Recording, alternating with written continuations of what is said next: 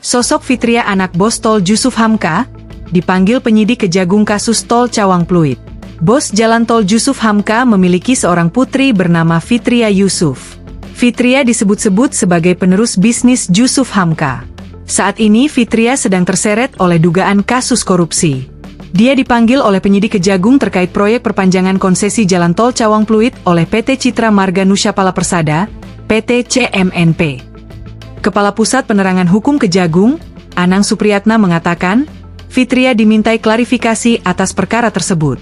Benar yang bersangkutan dimintai keterangan sifatnya klarifikasi, kata Anang saat dikonfirmasi wartawan, Minggu, 14 September 2025. Namun, Kejagung masih sangat tertutup mengenai detail penyelidikan ini.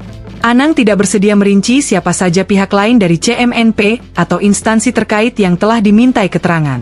Berdasarkan informasi yang beredar, surat perintah penyelidikan untuk kasus ini telah diterbitkan sejak 11 Juli 2025, diikuti dengan surat panggilan kepada sejumlah direksi CMNP pada 29 Agustus 2025. Akar masalah dalam perkara ini adalah perpanjangan konsesi pengelolaan Tol Cawang Pluit yang diduga syarat akan pelanggaran. Fitria aktif di PT Citra Marga Nusyapala Persada Tbk menjabat sebagai Wakil Direktur sejak Oktober 2015. Sebelumnya, ia adalah komisaris di perusahaan pengelola jalan tol tersebut. Di CMNP, Vivi dilibatkan di hampir seluruh manajemen perusahaan, mulai dari operasional, SDM, humas, teknis, hingga pengembangan usaha. Sebelum terjun ke bisnis jalan tol, nama Fitria Yusuf sudah terkenal di kalangan industri fashion. Kecintaannya pada dunia mode telah menjadikan sosialita yang satu ini cukup sukses sebagai penulis buku bestseller dan fashion editor di beberapa media ternama. Lewat buku berjudul Hermes Temptation, ia membagikan cerita unik dan pengalaman suka dukanya ketika menjadi reseller tas yang berharga hingga ratusan juta rupiah.